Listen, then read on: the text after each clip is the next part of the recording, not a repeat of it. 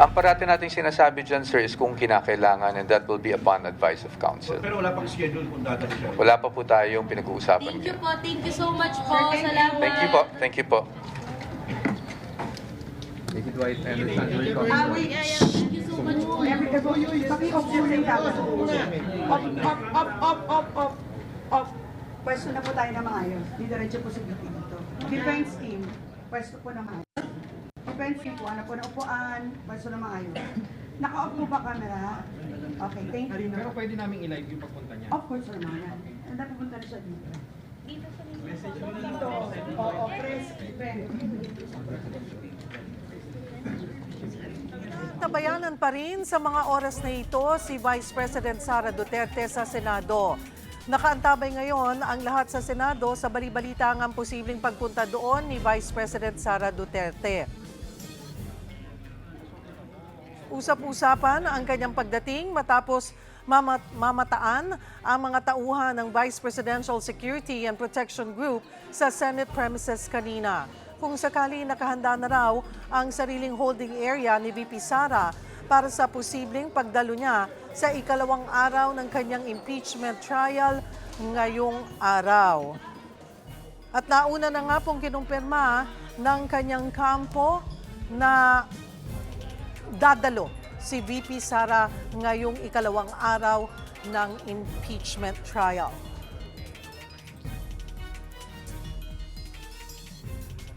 Sa puntong ito, magkakausap natin si political scientist, Professor Antonio Contreras. Magandang tanghali po sa inyo, Professor Contreras. Salamat po sa oras.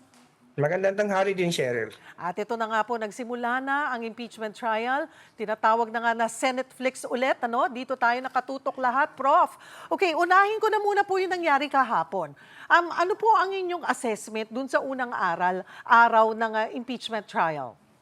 Well, unang-una, kailangan magpasalamat tayo at natuloy ito. Big sabihin niyan, ang constitutional process ay very strong. We're going to hold an impeachable official accountable, and the public will see the proceeding as transparently as possible, as fair as possible. So yun yung dapat nating ipagbunyi, na sa kabila ng napakaraming mga kwento kung paano matutuloy ba ito o hindi, ngayon ay tuloy na. Bagamat may mga nangyari din kahapon na laman ng demokrasya talaga, yung debate, yung pagtatalo, tungkol doon sa tama ba na palitan ang presiding officer, na yung Senate President ay palitan ng miyembro lamang ng Senado, yung mga ano ba talaga ang threshold ng voting, should it be 16? Napag-usapan kahapon at may mga desisyon na nangyari na kung saan ang Senado, sitting as an impeachment court, pumayag na palitan ang presiding officer. At the same time, ang presiding officer na to na si Senator Chase Escudero ay nagkaroon ng statement. Ito, linawin natin to, Cheryl, hindi ito ruling ng court. Opinion lang ito ni Senator Escudero about the 16 as a threshold. At nilinaw niya naman na kung merong tutol dito ay malayang pupunta ng Korte Suprema para bigyang linaw ang constitutional issue na ito. Opo.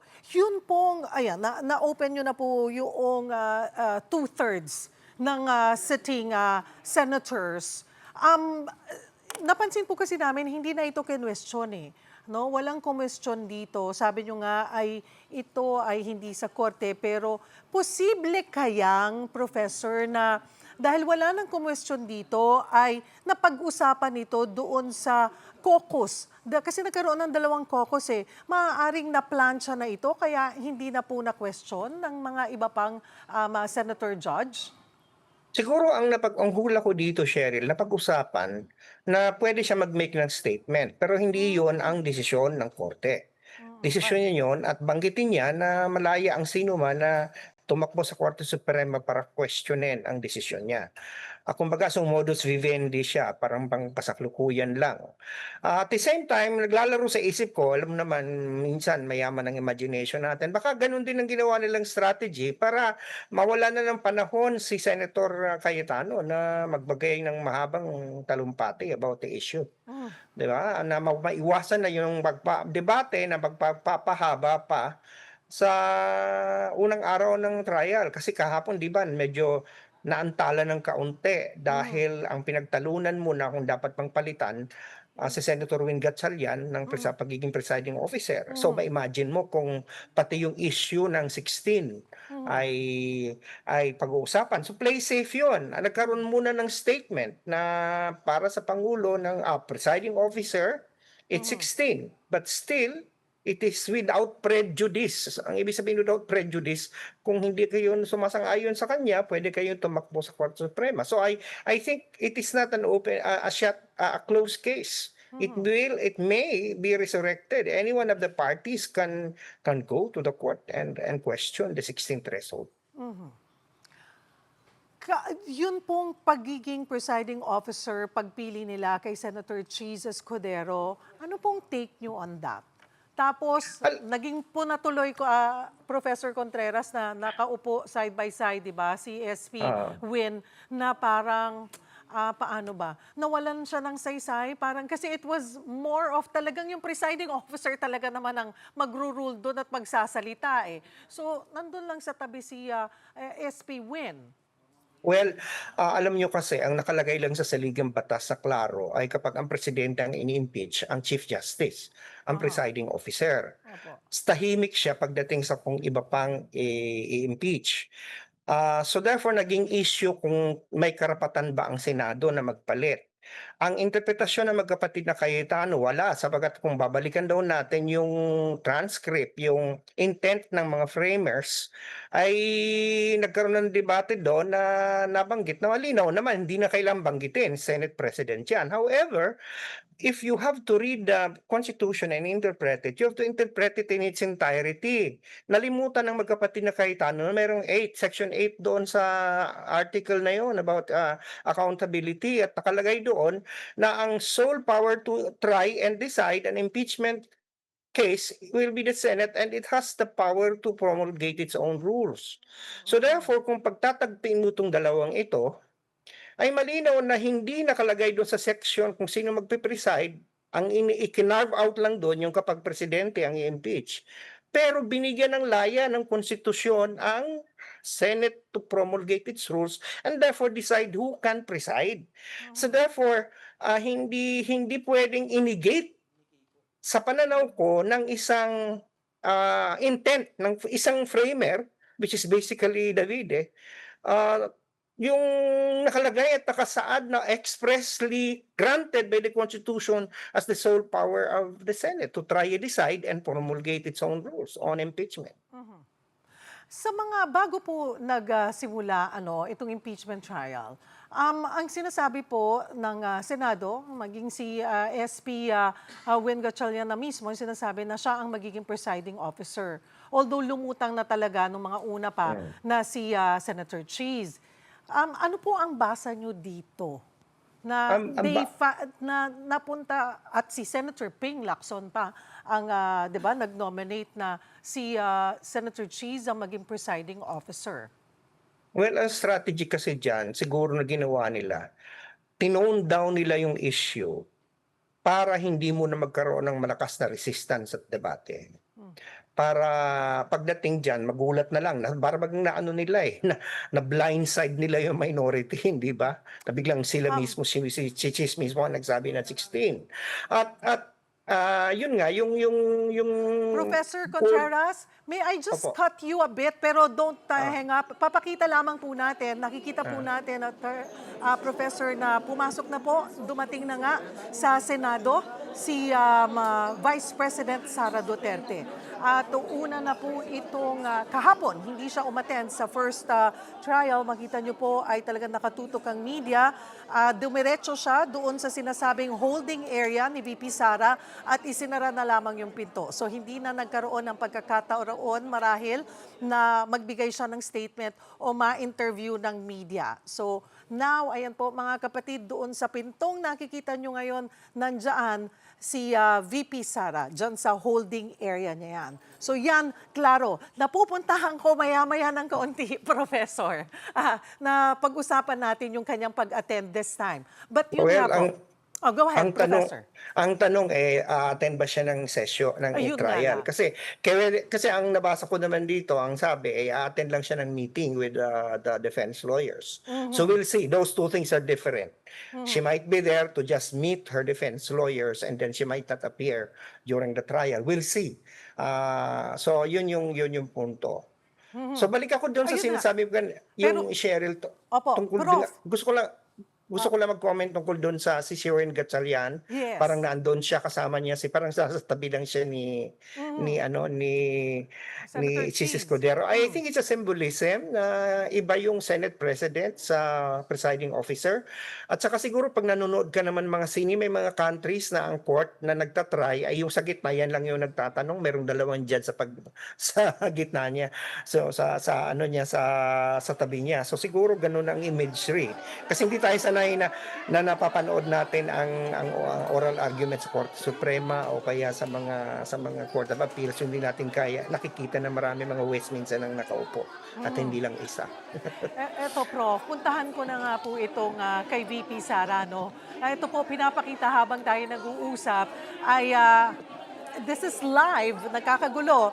Ang media, kinukuyog ngayon si VP Sara, lumabas siya sa holding area. Pero una na nga, katulad ng una nyo na rin nabanggit, Professor Contreras, na kinonfirm naman ni Attorney Michael Poa na hindi dadalo ng trial.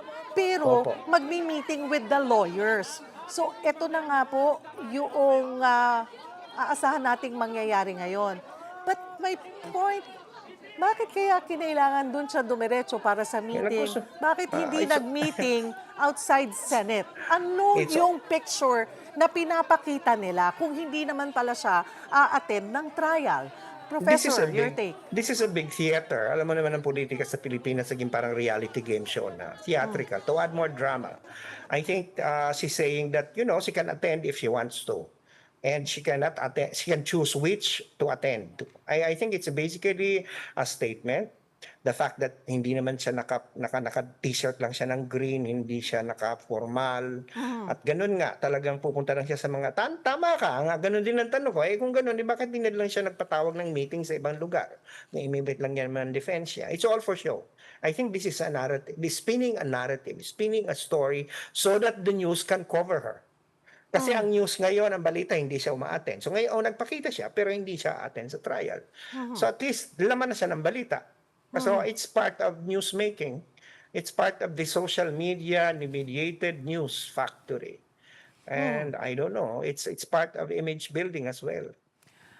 Optics, sabi nyo nga po. Optics. Ayan. Kahapon, hindi siya dumating, hindi siya umattend. Today, she visited Senator Marcoleta and then went straight to the Senate not to attend the trial. Hindi po a-attend ng trial, pero para makipag-meeting sa lawyers. Ang tanong, makikipag-meeting ba sa mga lawyers? Seryoso bang meeting pag-uusapan? O baka lang kunyari. Hindi natin alam. Kaya lang I'm becoming more cynical about these things. Hintay na, kasi parang wag nating hayaan to mga politiko ang siya magdala sa atin ng kwento. Ang kwento dito ay making them accountable and the truth should be out. All these theatrics, all this drama should just be on the sideline. Ayun po So ang I think gusto kong itanong sa inyo, Professor, no? Ang taong bayan kasi ang nagmamasid. At Opo. kahit anong sabihin natin, na siyempre depende yan sa mga ebidensyang ilalatag. Ano po, kung paano mapapakita yan ng prosecution and madidepensahan ng defense. Pero ang mga senator judge po ay, alright, Professor, dyan lamang po kayo, sabay nating pakinggan ang isinasagawang press con po. Ma'am, confirm lang namin sa pagbisita niyo kay Senator. Yes. So my statement is, in this bloodbath and bludgeoning,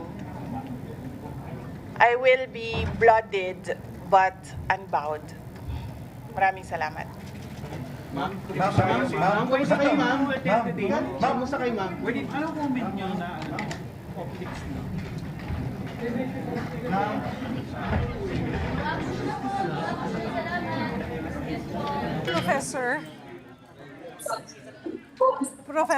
Professor Contreras, did you hear Opo. that? In this Yes. bloodbath and the bludgeoning, I will be blooded but unbound. Well, basically, tama naman ang aking kanina sa pantay. This is all for drama. This is all for optics. Bloodbath. Unang-una, siya naman ang nagsabi na it's going to be a bloodbath. Meaning, ang feeling ko nun, she was the one threatening a bloodbath. Now she's playing a victim. I think this is going to be their narrative. They're going to paint herself as a victim. That it's a lynch mob. Kahapon, ang statement ni Sheila Season is they should go into memory, remembering that you should not forget, and that they just want to unseat the vice president. So they're painting her as the victim. She's not the one who created all these impeachable offenses. She's not the one who they want the public to forget that she was the one who threatened the president, that she was the one who did not account properly the confidential funds, that she was not the one who's being accused of bribing deputy officials, and she was not the one who allegedly amassed ill-gotten wealth. That she is the victim, that the people just want to, or the prosecution just want to unseat her. And so her coming to the Senate is part of the drama. I think what we should do, and I think what people should be aware of, is to be aware of this thing and don't lose. Huwag tayo mawala sa ating focus na ang kailangan natin ditong malaman ng katotohanan, huwag mga kadramahan. At kung ang totoo naman talaga ay hindi niya ginawa ang kasalanan na yun, ay therefore let the evidence speak for her instead of the drama. Kasi alam mo, Cheryl, dalawang bagay lang ito. Itong impeachment na to, it is creating further toxicity in our political landscape. But on the other hand, I think as a teacher, I would also like this to be a teaching learning moment for the public to know that constitutional processes do work, that there is an alternative to violence, and that is processes like this, where we can hold people accountable, and that truth, no matter what, should speak. And when the Constitution is the one that is at trial, whether it holds or not, that we should all work and pray that it must hold. The institutions must hold. So, yung mga ganung klase ng kadramahan, dapat hindi na natin yung hinahayaang mag-cloud. Kasi siya naman, inuulit ko, siya naman na nagsabi na it's going to be a bloodbath. She was the one threatening a bloodbath. Now, this time, she's the one saying she will be the victim of that bloodbath. So, she's setting up the narrative that was started by Attorney Season yesterday. So paano po itong mga nakapanood, dumating, pumasok sa holding area, lumabas, magsa-press con daw, nagsalita lang ng napakaiksi, gumawa ng statement, bumalik ulit sa holding area. Ito nga po, ito ang nakikita ng taong bayan. Ano po, paano dapat, Professor, tanggapin? Paano dapat maging mapagmatyag para hindi, sabi nyo nga kanina, kailangan hindi mawala sa focus ang taong bayan sa isinasagawang impeachment trial. Whether maka-VP Sara ka or hindi, makataong bayan ka o maka-Pilipinas ka, paano ba dapat para hindi mawala sa focus ang bawat Pilipino? Well, Cheryl, you and I will have to just keep on doing what we have to do. You in the media, me and in the academe, as well as also media in a way, in social media. We have to just keep on reminding people to focus. I think, and forget about all this noise. And you're right, whether you are pro Duterte or not, the truth should be out. The Constitution must be the one that should govern all of us. We should not allow this noise and this toxicity to overcome the finding of the truth. Kasi alam mo, kung totoo naman talagang inosente ka, hindi ka na dapat nagdadrama. Hindi ba? So kahapon, hindi po siya umattend ng trial. Today, she's there, but she's not gonna attend the trial. Pero, she just made a scene. Technically. Pero ano po sana, ano ang pinakamaganda or gaano kahalaga sana kung mas mabuting umupo po siya or umattend po siya sa trial? Well, kung hindi, although may karapatan naman kasi ang Yes. akusado na hindi umattend or may karapatan man siyang hindi mag-testify kasi may right against self-incrimination naman kahit sa impeachment. Pero kung talaga sanang delikado ang ating Vice President sa constitutional process, yung magpakita siya, maayos, tinatanggap niya ang proseso, I think it's going to be even do her well and good that she's she's looking at the Constitution as yun naman ang laman ng speech kahapon ni Sheila Season, let the Constitution and the process due process. So sabi ko nga, kung talagang malakas ang ebidensya mo na mababawalan ka ng sala, hindi ka nagkasala, di sana iwasan na natin yung mga dramang ganito. Kasi ako personally, when I saw what she did, it's basically she just made a scene to be talked about. And she's setting up herself as the victim. It's going to be that. She's going to play herself as a victim. She's playing the victim card. Na hindi siya yung mga pinagkakaisahan lang siya ng impeachment court ng mga elites. The same card that will easily be believed by those who are gullible enough to believe drama.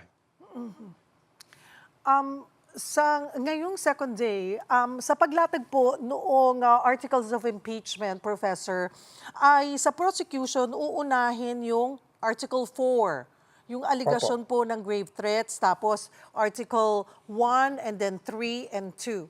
Ano pong take nyo dyan? Well, inuna muna nila, kung ako rin naman, uunahin ko yung madali. Di ba? Yung madali, para magkaroon agad ng dating. Kasi ang pinakamadali naman doon, hindi mo na kailangan ng maraming mga papeles para ma-prove yung pagbabanta sa buhay ng Pangulo, ng First Lady at ng former Speaker. Kasi lahat naman tayo napanood natin yung press con niyang yun, yung online na nagsasalita siya. So, yun ang pinakamadali kasi open shot case yun.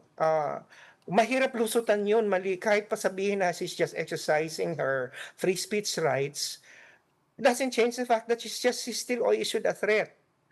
Kahit pa sabihin na sinasagot lang yung tanong ng isang reporter, you still issued a threat. And kahit na hindi naman talaga siya hindi niya naman totoo talagang nagkwento lang siya kunyari na meron siyang kinausap, that was still a threat. And so the impeachable act is the issuance of the threat, the utterance of the threat, whether it's conditional, could not be used, could not be countenanced. And therefore, the issue here is the fitness. When we are impeaching someone, we are asking fit ba itong taong ito maging presidente o maging vice president. And if it's very easy for you to issue a threat like that, to no less than the president of this republic, when ordinary people do that, you are put to jail. Right? Di ba nung panahon ng presidente ang tatay niya, may mga nag-issue ng threat sa tatay niya, anong ginawa? Di ba hinarest at kinulong? So, it is even a national security issue because it's an issue. In other countries, talagang huhulihin ka talaga. So, ano yung defense? So, yun ang unahing, siyempre, yung mahirap niyang i-depensa, madaling ma-prove. Although, hindi naman pagbubutuhan agad kasi magkakaroon muna ng lahat ng arguments ng articles bago magkaroon ng mutuhan.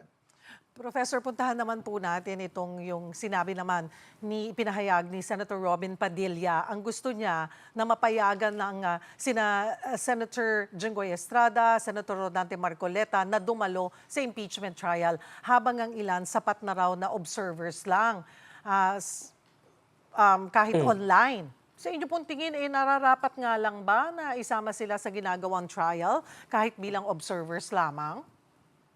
Well, pwede naman sila manood ng television kung gusto nila doon sa sa kanilang mga jail. Alam mo, wala na kasi sa jurisdiction ng Senado ang dalawang ito, si Senator Marcoleta at si Senator Jinggoy. Nasa jurisdiction nila ng korte. So korte ang magdedesisyon kung papayagan sila o hindi.